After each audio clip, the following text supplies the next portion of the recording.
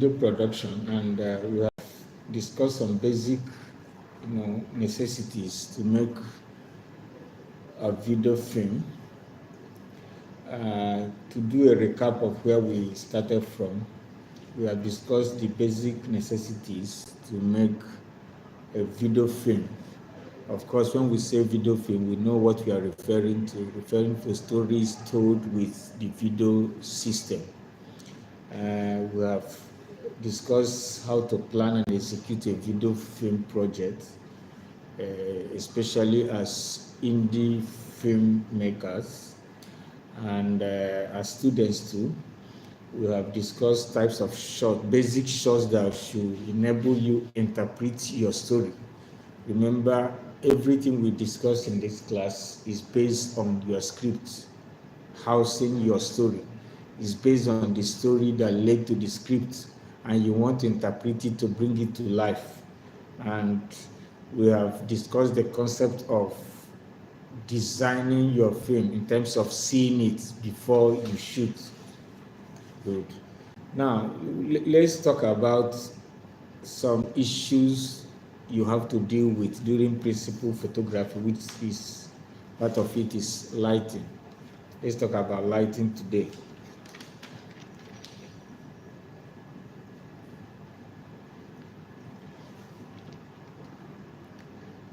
There is no film without light. There is no filmmaking without light. One of the things every filmmaker will first learn, whether you are the director or you are the cinematographer, one of the basic things you have to first learn is lighting. Whether you are the gaffer or not, you must have basic knowledge of lighting, because you say, I'm being trained as a director, I'm being trained as a cinematographer. What do cinematographers do without light? Yes, they are called photographers because they paint with light. Photography, photo means light, and graphy means painting or drawing. So there is no photography without light. So if you are a gaffer, you are a cinematographer, you are a director, you are a producer, you should have basic knowledge of light in filmmaking. Basic knowledge of light. So no matter what you are doing, you must have that knowledge. It will help you to write well, it will help you to interpret better, it will help you to direct whatever, whether you are directing for television or you are directing for the cinema. So basic knowledge of light is what you need. Basic knowledge. And as film students, where you have to learn almost everything, now you are in school, you need to understand how light works. I said that there is no scene, there is no story you can tell without light. Even if they say that the story happened in total darkness. The script says something like an empty room, an abandoned building, empty room. He walks into the room at night. No light. The script says no light. Even when the script describes the place to be empty without light, you need light to show no light. Yes? You need light to show no light. So no matter what you are filming, if there is no light, you can't just show what you tell the story to people for them to appreciate. So we are not talking of the type of light now, we are talking of light basically. And what do lights do is to illuminate. So I say, even if the scene is talking about darkness, maybe it's a horror film, it's a crime scene where people came into a room and attacked certain people, something like that. He came in a dark room, and went straight to the bed and stabbed the woman, something like that. No. The thief, burgled into the room at night in total darkness and made away with the safe. How do you show that? Because remember, the essence of every scene, every story, every film you want to shoot is to tell all of your viewers the action in the scene.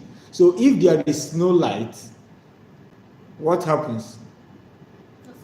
Nothing is seen. So you can't just point your camera to a totally dark place and they can't see anything. Then if they can't see anything, then they can't appreciate your story.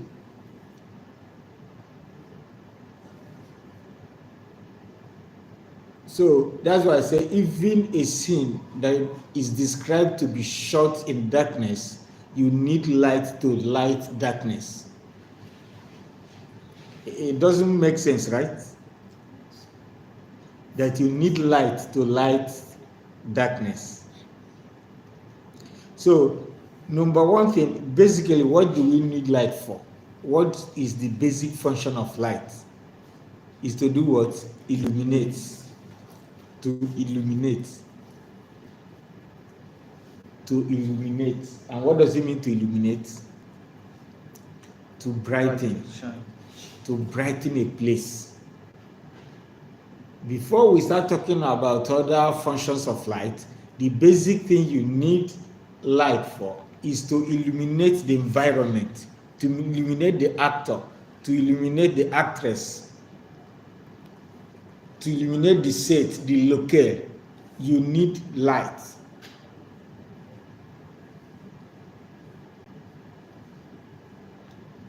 Meaning, even you are seeing you want to shoot in darkness, you need light to show that this is darkness.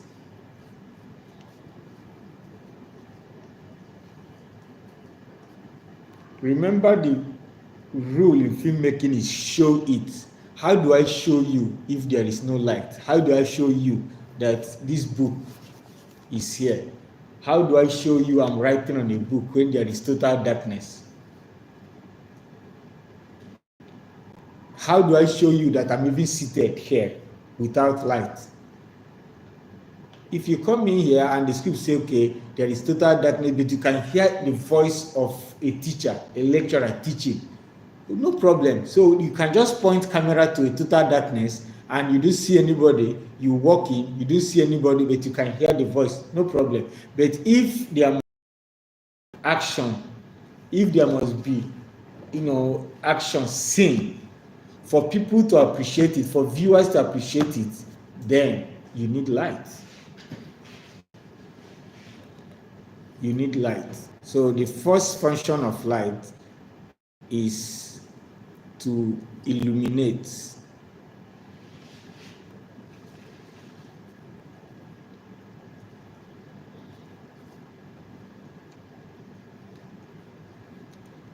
Number two, another function of light is to create mood.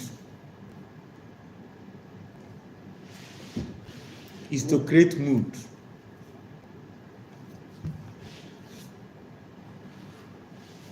What is mood?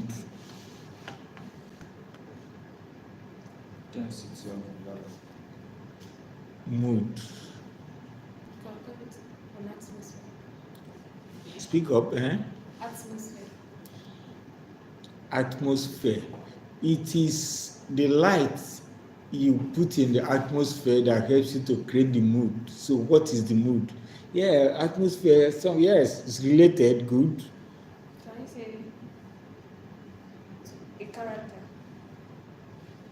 No, you are talking about we are talking in terms of light in film, light in a film. And we say one of the functions of light in filmmaking, is to create mood.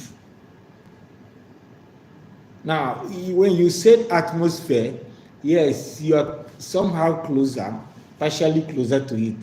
Now, let's use an example. You come into a room, you see people looking very quiet. They are not really speaking up. Most of them are folding their hands. You don't know what is going on there. You just saw them. Everybody sitting very quiet. They can't speak up. Now, without asking what is happening here, because of their action, you sense a mood. That mood will lead you to say things like, something must be wrong. What is going on here? It's because of the mood. Now, that mood is gotten from action.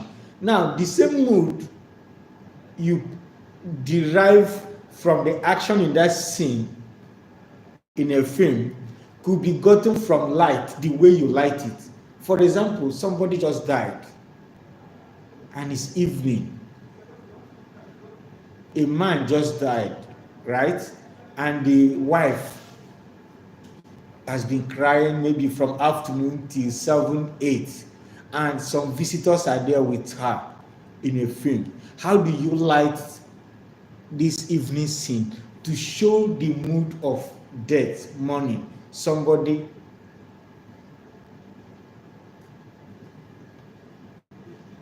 mourning. How do you light it? What kind of light will you put up? A dim light. A dim light. What kind of color will you put up? So that is where light comes in to play a role, to create a mood. What mood do you want?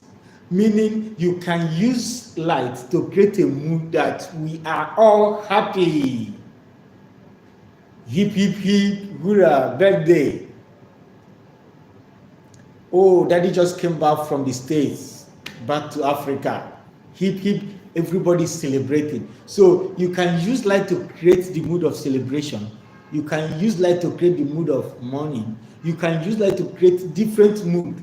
You can use light to create mood that something is fishy somewhere. You know, the power holding just took light, power outage in the room, and somebody sneaks in, and a lady is alone in a whole house, and somebody sticks there is power outage, and a man sneaks into the room.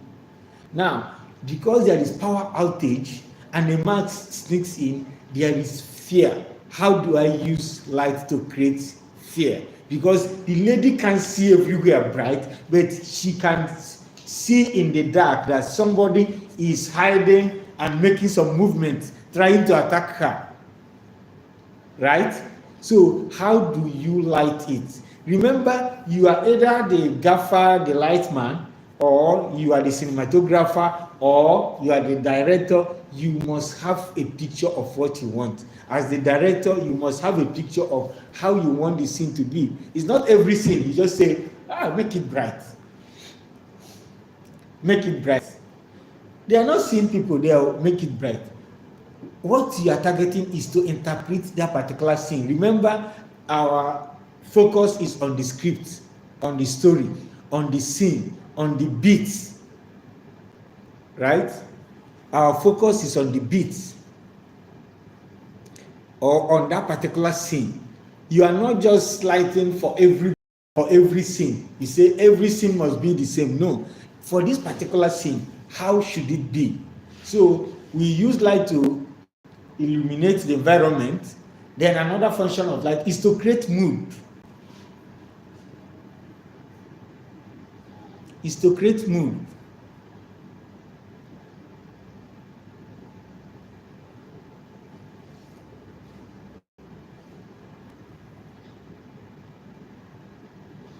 Now, we can use light again to create season, era in film. Seasons and era. You know what we mean by seasons now? Oh, this is Christmas season. You say, bring Christmas light. So you go and bring light that is blinking. So immediately the scene opens, somebody sees the light, say, maybe this story is taken off during the Yelitude. So in film, without saying anything, without hearing any dialogue, once we see the light in there, we can say this is the season. It is the Christmas season, it is so season. So in film, we use light to tell the story. Even before somebody comes up, even before a character comes up to say anything, once you see that light, you say, this looks like a birthday party. There must be a party here, the way the place is lit.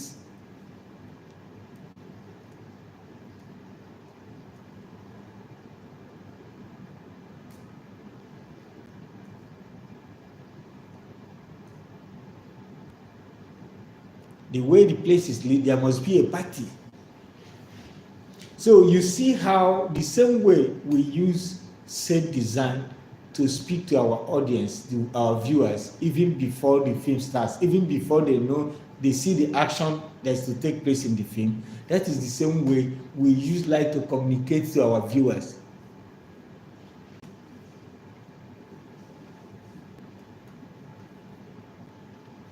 So we say another function of light is that light is used to interpret era and seasons in a story.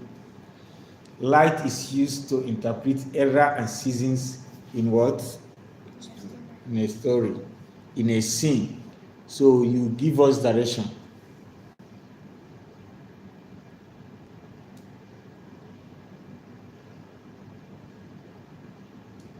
Another function of light is that light is used to enhance the locale.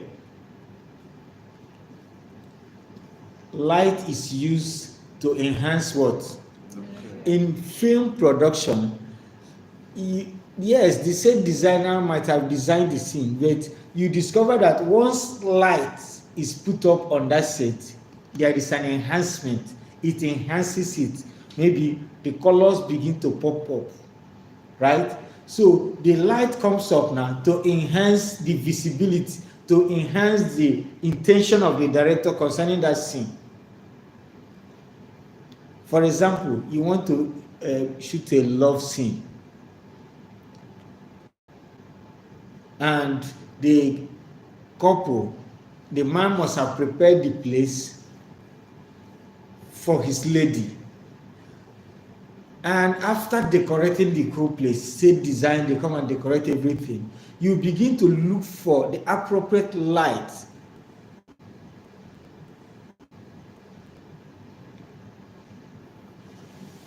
Which colors represent love? Love? Blue, good. Basically blue. Yeah. So you can now look at maybe a lighter version of it. You can equally look at pink, because it's related to love, and not red as per red. There are variations of red. Then there are variations of red that has to do with wine, kind of. The visibility, it has enhanced the set, it has enhanced the purpose for which that locale has been designed. Most times, if you just design a set, design a room, like this classroom where we are now, and the place might not be dark, but you just discover that it is like a multi-purpose place. Anything can happen. It's not tailored for a particular scene. But once you begin to put light in, and the light is designed for a particular scene, you begin to see the scene even before the actors.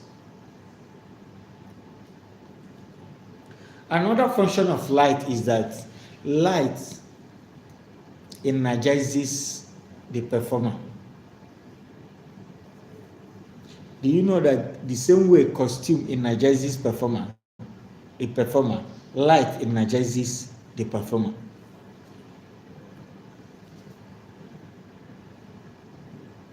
Light energizes the performer. So The performer, that's the actors now. I'm using performer, it could be dancer in a film, on a film set, or the actor, the actress. Light energizes Okay, so how explain this to me? When we say that light energizes the performer, what do we mean? Okay, I'll use the example of that love scene that you said earlier. Mm-hmm.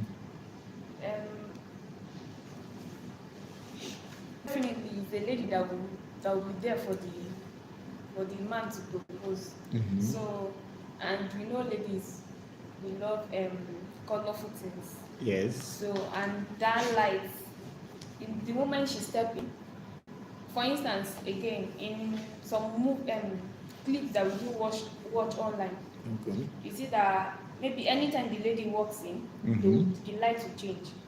Okay. The light of the set will change. Good. So it will bring the character, like the vision of what is going to happen. Good. Then it will put the person in the mood. Yes. So it puts the character in the right frame of mind to play that particular role. Like the example she just gave us now is a perfect example. Maybe the man has prepared this place to propose to his lady, right? So once the place has been decorated and now the proper lighting's done, you discover that once the lady enters there, she already feels, oh God, this is wow, I'm loved. And they now begin to unveil.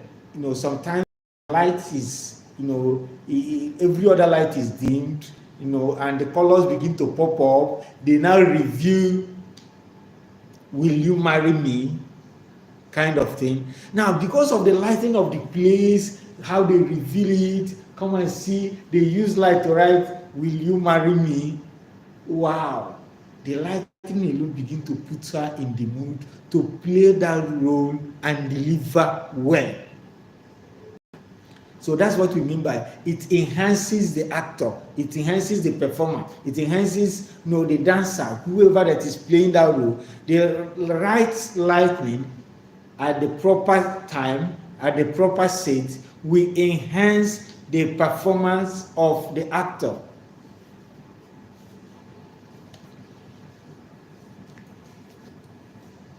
So anytime you are making any frame, anytime you are lighting any scene, you must try to ask yourself, what is the right light to use? What should the light achieve?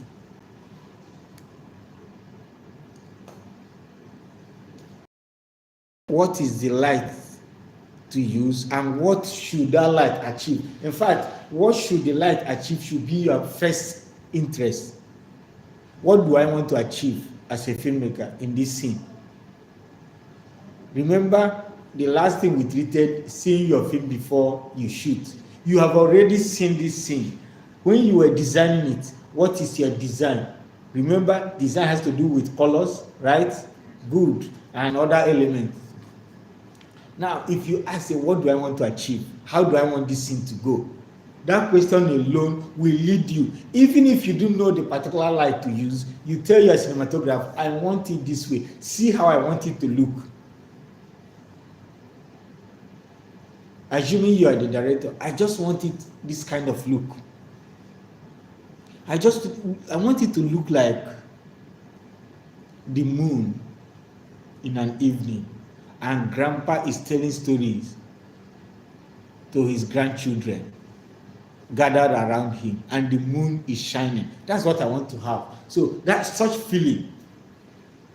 Now, with that description, the gaffer will now know the kind of light, how to position them, how to dim them, how to gel them to give you that feel of an evening moon. How to make the light selective and don't spill. So, basic question you must ask, number one, is what do I want to achieve? How do I want this thing to look? What do I want to achieve? Remember the idea of the concept of video film is that you are seeing it already. you are seeing it from the monitor. You are seeing what it looks like. So even as a beginner filmmaker, you want to achieve a particular kind of mood, kind of light, kind of color. As you are putting the color, you go to your monitor or your viewfinder and you check. I want it tilted a bit yellow. Then get a yellow, trace.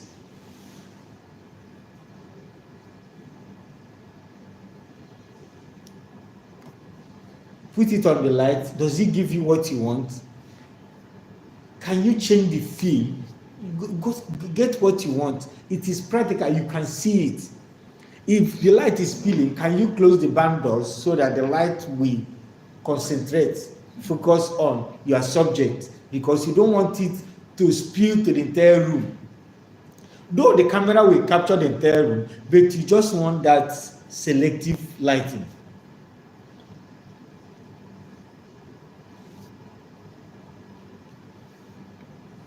You want that selective lighting. So the advantage of making a film through the video system is that it enables you to do your lighting and see what you are doing. You know what you want. You have asked yourself, I want this scene to be like this. I want to achieve this. What do you want to achieve in every scene? And of course, on the director's script, you must have made these notes. That's why most directors don't want you to touch their script. After the final correction of that script, so on their own script, you make notes, you make your blockings, you make notes of what you want. I want this scene to be like so thing. I want to achieve so thing. Let it be like so event. I want something like a children's birthday party. I want it to look like a club, right? Good. So with that note, immediately you get to shooting that scene, you tell your lightman, please move this, dim this, take it far, because you know what you want to achieve, how you want to achieve it. Then it will now lead you to which light that will help you to achieve it. And of course, making these designs before you start shooting will help you to know which equipment to rent or not to rent. You don't just go to where they are renting equipment and say, give me everything you have here. Maybe you have so much money. So it is now the lights you need, the design of your light that you have noted will lead you to say, please, cinematographer, I need this kind of scenes. Which light will help us to achieve these scenes? They will now recommend lights. Sometimes the light might be costly. You say, okay, can we hire those lights only the day we need them, so that we don't use them, keep them throughout the film shoot? You hear how it affects budgeting. You don't come on set and now tell you, I wanted this way. They say, you didn't tell us, we would have gotten the light you need. You do expect them to carry everything on your very meager budget and come to set. So that's why you need to share with them what you want to achieve. Sometimes you have a makeshift way to achieve it. Sometimes you might go to the extent of using locally sourced materials to create the light to achieve it, because you cannot afford to rent the light. It's because you shared your vision. If you don't share your vision, as we talked about, you can't achieve it. You must share your vision. You must share your vision. So we say that it can help to enhance the environment. Yes, good. And it can enhance the environment and all that. Now, let's equally go back to basics. Like I have already taught you, lights could be of two types of light. Light could be artificial or natural or artificial.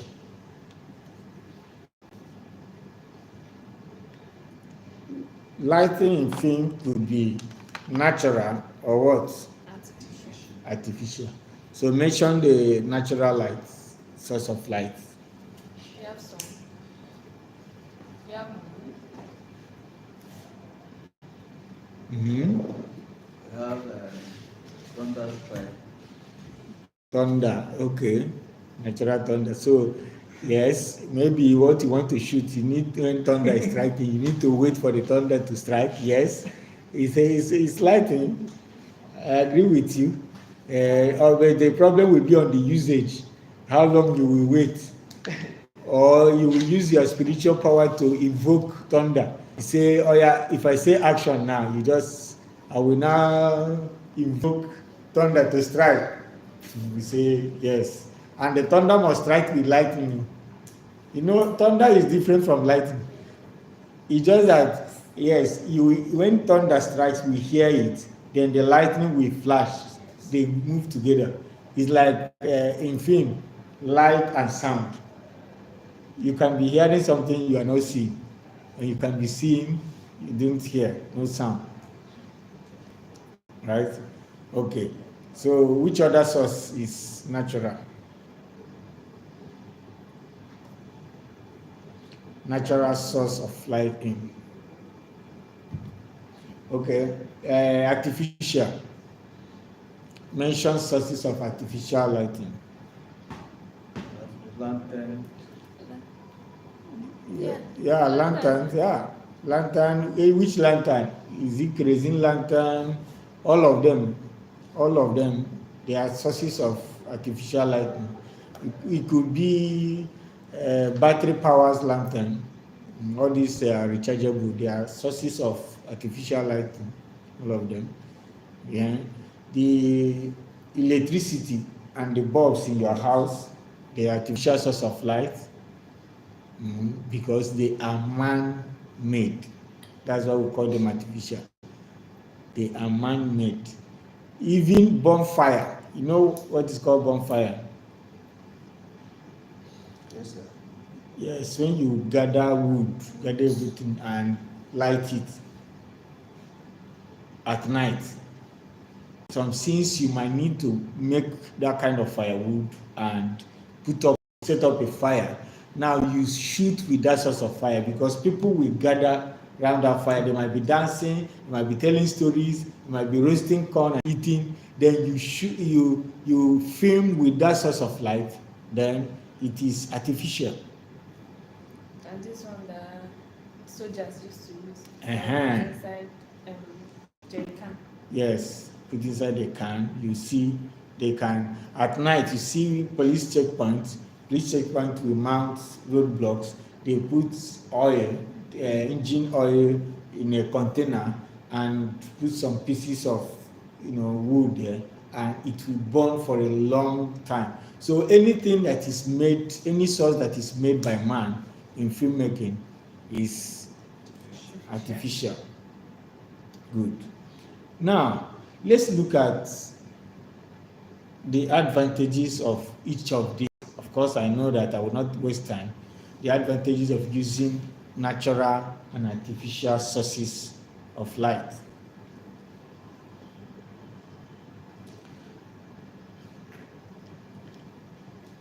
Natural sources of light are always cost effective. They are cost what? Effective. If you want to shoot during the day and you want to shoot day scene, you might not need artificial light because the day is already bright. You can actually time the best time you can film your scene and say, okay, I want to film this scene by 4 to 6. I want to film this scene around 12 midday because that's the heat of the sun. So it becomes very cost effective in terms of being cheap, right? Good. Number 2, these natural sources of light could be easy to control. It is easier to control them. You know that when you are shooting with natural sources like sun and moon, they are all just there. You only position your camera, your actors then. So this moon is there, the sun is there. It becomes easier to control. Unlike when you use artificial light. Remember when you are using artificial light, you pan here, you tilt here, you carry this lantern, the source of power switches off, you run, the cable is sparking somewhere, you run to this. So for this one, it's very easy to control. The sun is shining, everybody's seeing it, you go. In front of house, you shoot. Behind the building, you shoot. In the farm, you shoot. Under the tree. So it becomes easier to manipulate natural sources of light. Even when we are having backlight, maybe the sun is so bright, you shoot under a tree, it's equally easier to use gadgets like reflectors to enhance the light under that tree and still get what you want. So number one is cost effective. Number two is they are easier to manipulate. Number three is that they can actually be reliable for sources like sunlight. Yes, in places like northeast Nigeria, sunlight could be reliable. But at the same time, when we come to its disadvantage, you see that it cannot be relied upon. For example, people in the south, sunlight can disappear at any time. Rain can fall at any time. So that is an advantage as well as a disadvantage. For people in northeast Sahara region, where there is much sun, so you can be guaranteed that the sun will come out by 5 a.m. most days, and we will not leave that town until 6 p.m. So it's almost like a guarantee for you to use the sun to film. But people in the rainforest areas, the weather can change at any time. The weather can change at any point in time.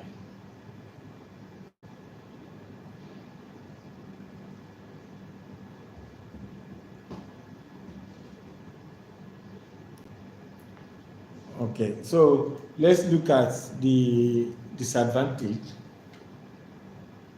Major disadvantage is that you are not in charge. Disadvantages of natural sources of light. Major challenge is that you are not in charge. Like I said, the weather can change at any time. You just start filming. You just start filming now. The weather was all bright. All of a sudden, it's threatening to rain. Before you know it, the weather goes dim. Before you know it, it's raining. And you have already established that scene. You have gone half into filming that scene. All of a sudden, rain drops. You pack up and run, and you wait. By the time you come back to continue or to finish up, maybe the next day, now suddenly there is an industrial action. Somebody is now, commercial activity going on, making noise. And that spot you use, they have now set up a business there. How do you tell that person to remove his business, that you want to complete your filming, that you started yesterday? Reason, you are using natural source. So you are not in charge. You are not in charge. Anything can happen. Sometimes, another disadvantage, sometimes that the intensity of the light, you know what intensity is? Intensity here is how bright or low the current is. So sometimes the moon is not as bright as how you want it to be for your camera to capture that. You want to use the moon quite all right. With your bare eyes, you can see the moon shining. You can see yourself. But your camera might not be able to capture it. So the intensity becomes a disadvantage now because you are using a natural light. Whereas if you were using artificial light, you control the intensity. You can make it brighter, you can make it lower. So one of the disadvantages of using the natural light is that you might not be able to control the intensity. It might be too low when you want it higher. It's even better that it's high and you now reduce intensity in your camera than that the intensity of the natural source of light you are using is low and you want it higher but you cannot. You might be forced to now add artificial source when you didn't budget for.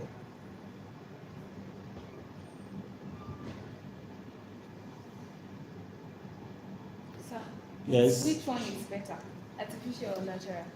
That's It's why. not better you just go for artificial.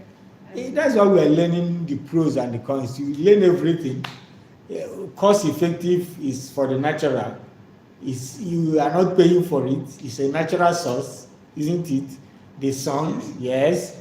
Then for the artificial, you pay.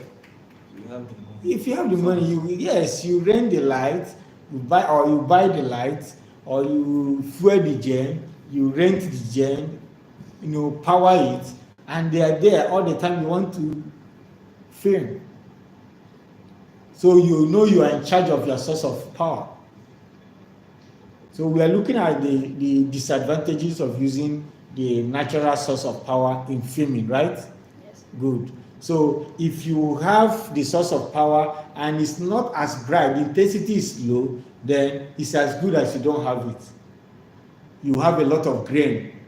Video noise falling. So I have taught you that already. So you have grain now, falling, and you can't do anything. You increase your ISO, the grain is everywhere. You increase your aperture. So you might now decide to go for artificial again. Okay, let's go over to artificial source of light. What are the pros? What are the advantages?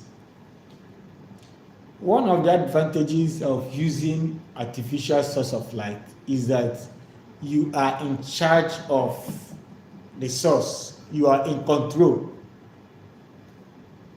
You are in control of the light. If you are using a generating set, right, the fuel finishes, you buy the fuel and top up. You are in charge. If you are filming during the day and the sun is not there, no problem, you put up your artificial light, your generating set, you power it. That's a major advantage. You are in charge, you are in control of your source of light. Even if you want to shoot day at night and you have the source of power, the generating set that can power all the lights to give you day at night, good. Meaning you can't say, let's pack up, tomorrow we continue. No, you light it. You get the place lit with the light and you continue shooting. But if you are just depending on day, you say, now we are losing light, 4:30, we are losing light 5:30, we are losing light 6 p.m. and we have lost it. Anything you force the camera to shoot from that time, you might be having grains. They might not really be showing, day. It might be showing you are forcing to shoot a day scene at night. So, major advantage is that you are in control. Again, you can manipulate it to achieve different effects. Like we discussed, you want to shoot a love scene, you want to shoot a money scene where somebody passed, you can manipulate it. Can you manipulate natural source? No, sir. You can manipulate it. Sun is sun. The highest you can do is to maybe change. One of the properties of light is that you can change direction. You can use reflectors to dim this. You can use reflectors to reflect on the artist, on the actor. But this one, you can manipulate totally whatever you want. You can bring the light down. You can take it from a light stand and put it down. You can do low lighting. We'll later come and discuss that. You can take it from a low profile.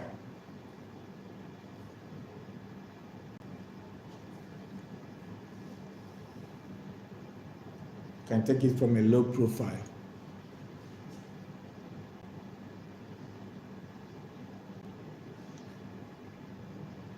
So, disadvantages.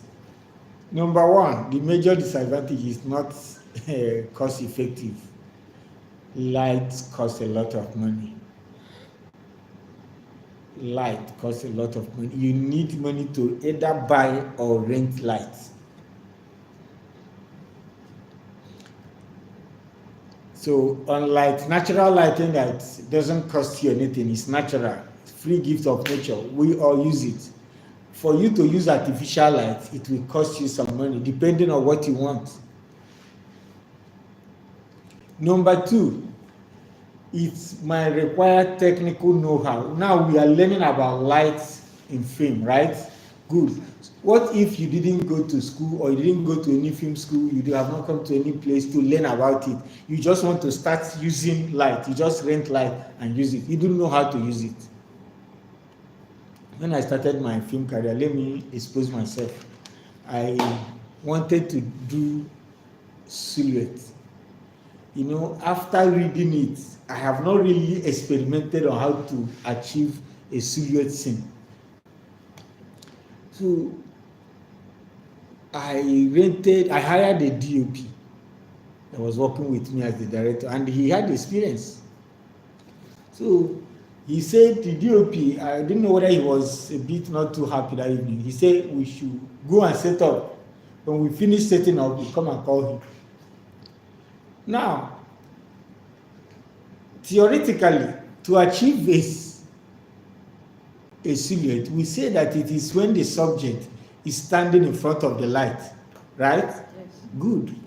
Meaning the light is behind the subject and the camera is filming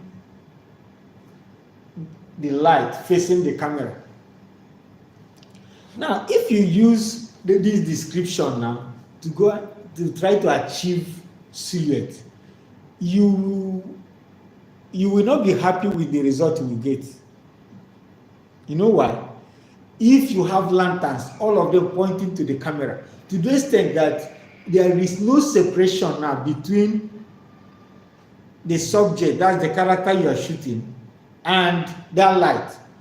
Everything looks blurry. You can't just appreciate it. You can't like what you see. So I struggled to light it, to do the setup. It wasn't giving me. But do you know something? When this my DOP came, he just pointed the light away from the actor. He pointed the light away from the actor, not facing the camera. Now the lights were facing away from the camera.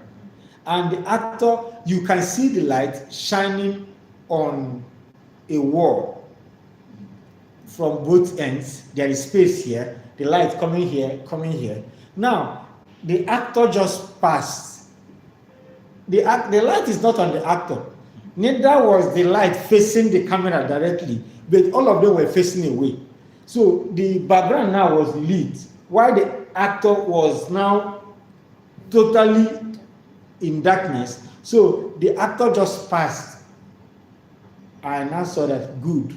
The background of the actor is now looking lit the way I want, while the face of the actor is totally dark. This is what going to the field will teach you. So if you want to achieve silhouette, it's either you bring the light from up or from sideways so that you don't point directly, because it will make the lens blurry. The lens can no longer see the subject, your actor you want to shoot. Of course, the definition or the description of silhouette is when the light is behind what? The actor. Yes, that's the silhouette. But you see that in achieving it, you mustn't be pointing the light at the back of the actor facing the camera. So if I put on light behind all of you now and put off all the lights in front now and now point camera at you, I will be seeing a dark image while your background is lit. So these are simple experiments. You can go and do it. I don't know your practical aspect, if you have anything nice scene, anything special that will require such thing. Maybe it doesn't have it. Whether you have it in your practical or not, go and experiment on it. Try to put off light, right? Good. Try to put off light in a room now. Put on light just at a corner. Use teddy bear or any object. It could be bottle. Then place it. Then snap it without flash.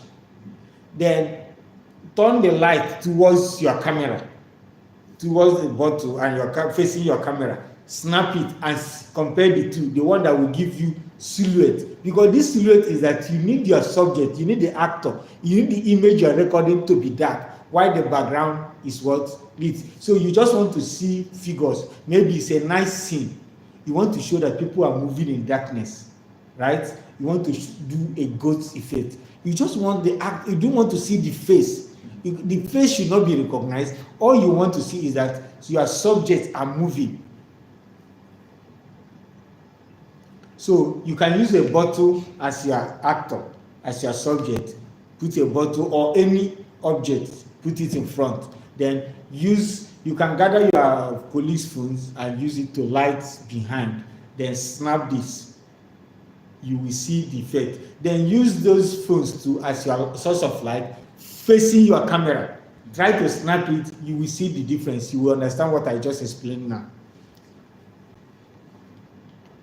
So what led to this? We're talking about the disadvantage of artificial lighting, right? We have talked that you need technical know-how to use artificial light. You need knowledge of how light works. You need that knowledge of how light works. It's not about you going to rent Fresnels, Pacans, LEDs. No, you need knowledge of how light. I just told you my experience when I had very little practical knowledge. That's why all these things we are talking, if we don't go to the field and practicalize, there will be no difference between you and somebody who has not gone to a film school or studied film in university. So we need that practical knowledge. So that practical knowledge cannot be gotten without studying. Either you go online and study and experiment, or you study under somebody where you will know how to use the light. We have talked about the cost, that it can be costly. We have talked about the knowledge. These two things are very, very necessary. They are one of the reasons why people cannot effectively use artificial source of light in making their films. Okay.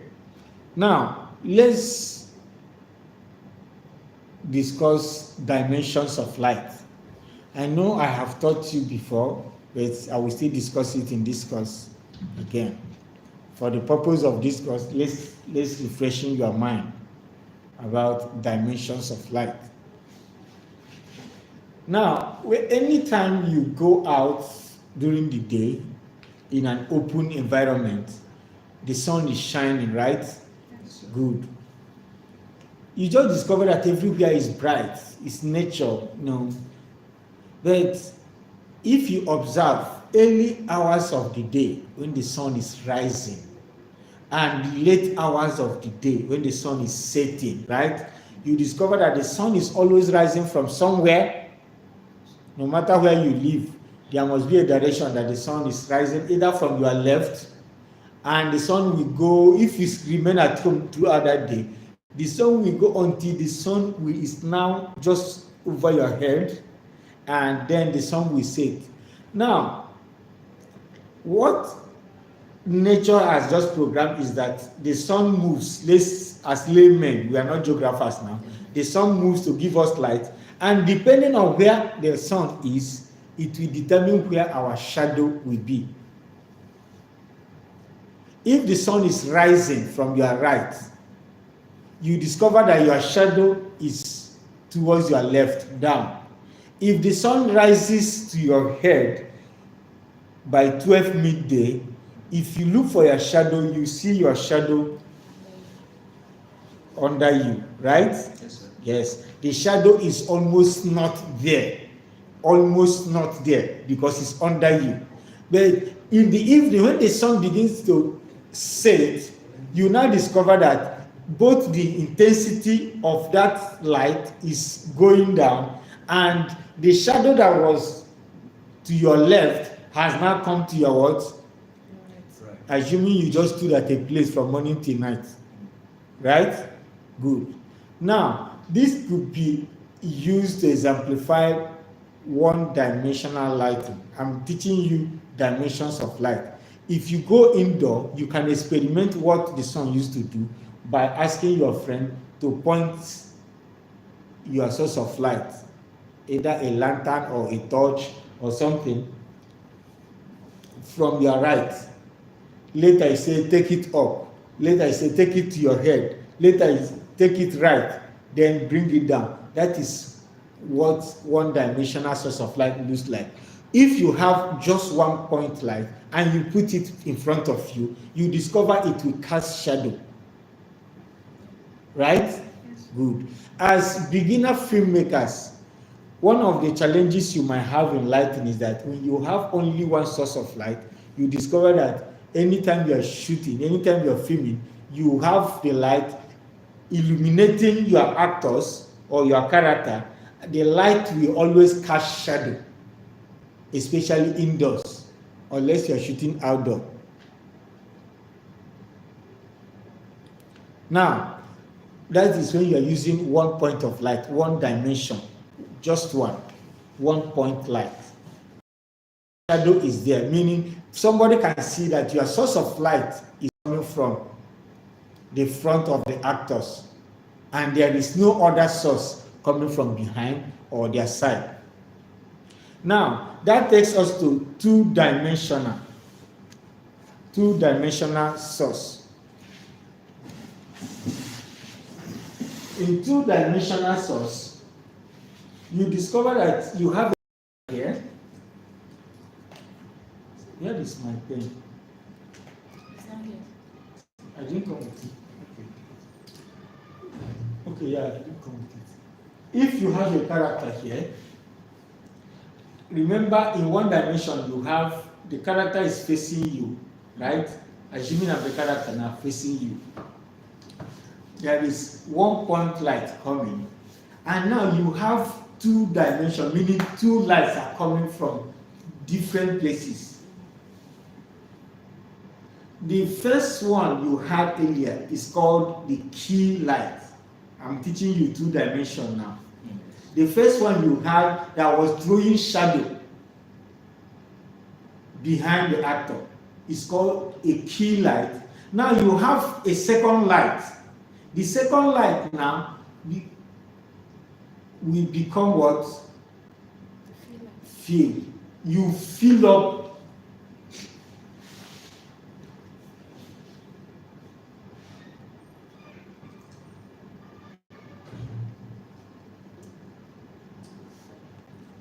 this one brings the shadow. If you have only two sources of light, one, you use it as a key light, then you use the other one as fill light. In fact, some filmmakers will intentionally design their light to be just two dimensional. It's not as if they don't have enough light. Even if they have 20 lanterns on that set, they just want, this is the design of that production.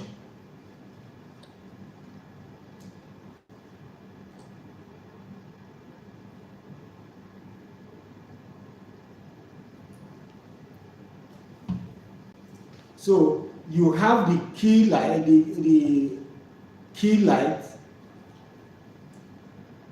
and you use the second light to do fill light. But let's go to three-dimensional.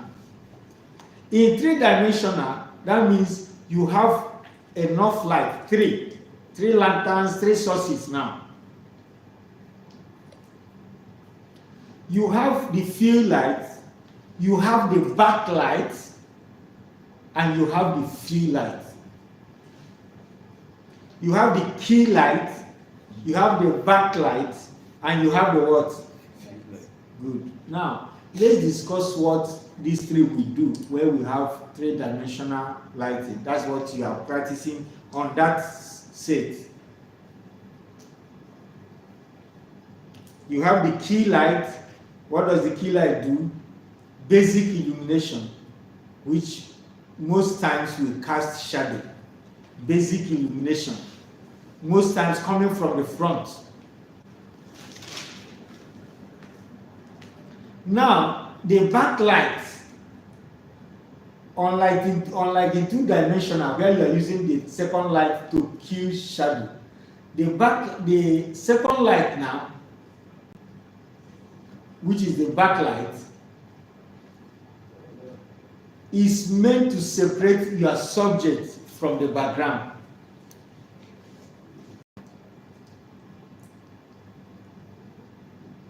Meaning, I have one light here coming from my front. Now, remember there is shadow here. I'm using the backlight now to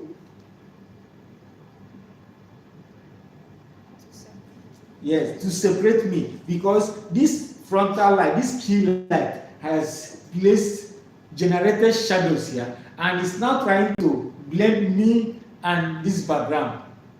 So if you bring a backlight, it makes the character here to stand out. So you have separated me. You are now trying to round me up. Now the fill light, like the name implies, you are now using it to fill up, especially to reveal some features.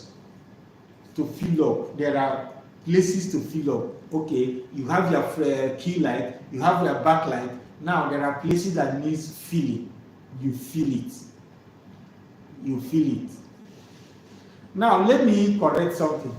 This doesn't mean that if you want to practice three-dimensional light, that it must be only three lanterns that you will use. This is dependent on the size of set. For example, if you are doing a village meeting recording, right?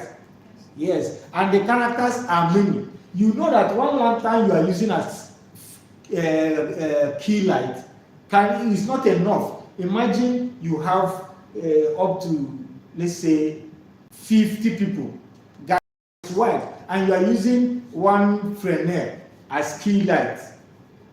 That key light cannot even illuminate the size of that 50 people the way it's arranged. So you can have as many as 5, 6, 7 lights used as key lights.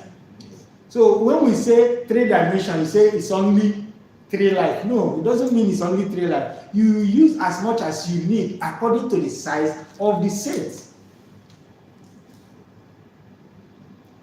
So in your backlight too, if you need more than one lantern to achieve backlight, you use it depending on the size of the set and the number of characters on set.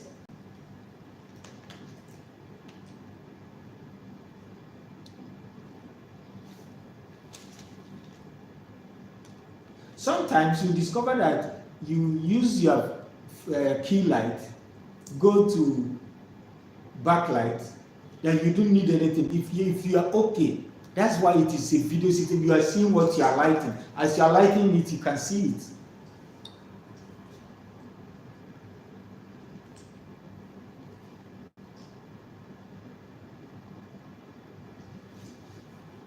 So you use that, so you can do only one dimension, 2 dimensions, and 3. 1 point, 2 points, and 3 points. Because sometimes what you just want to do is an interview, conduct an interview. You might just need, we say, I need only one light. Sometimes we combine natural and artificial light. Okay, we went to do a docu-film, and I was to shoot indoor.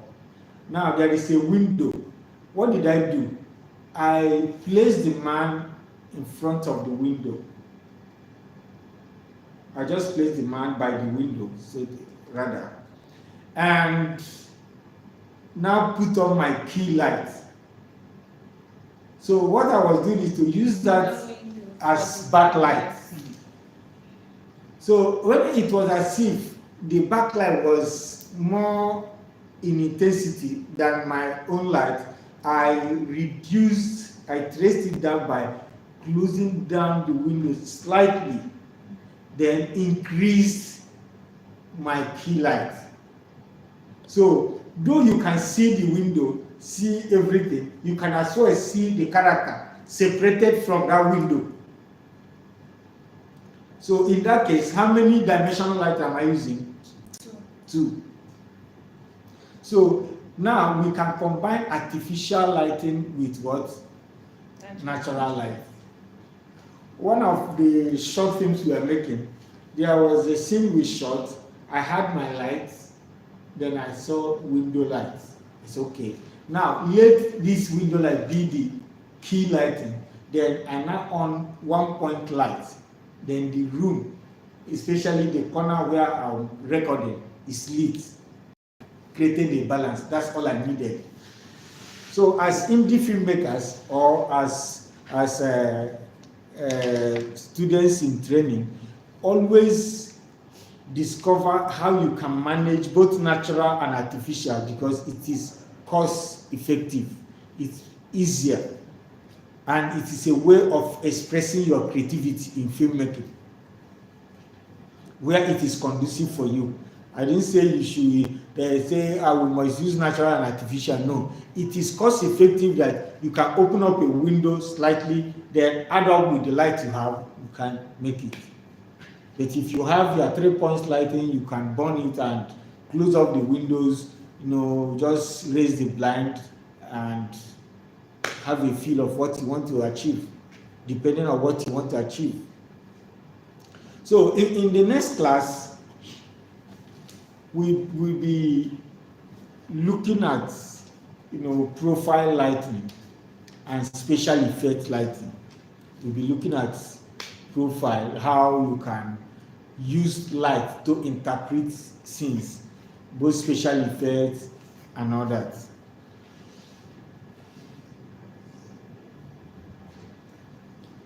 Any questions? Any questions?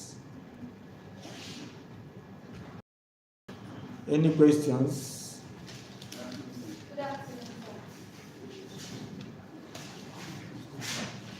Yes, any questions about lighting, artificial, natural?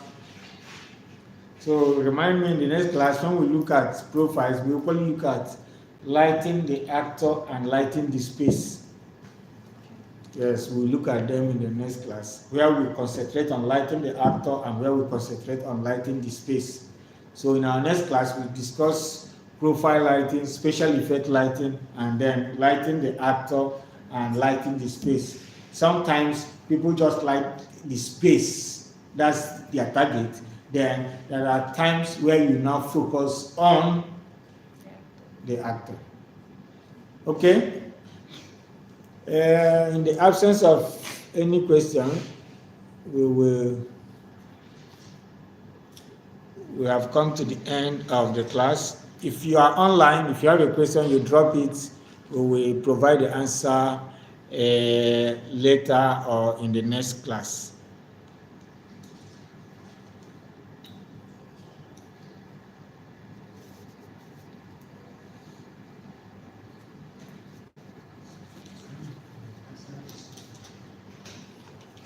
Thank you, sir.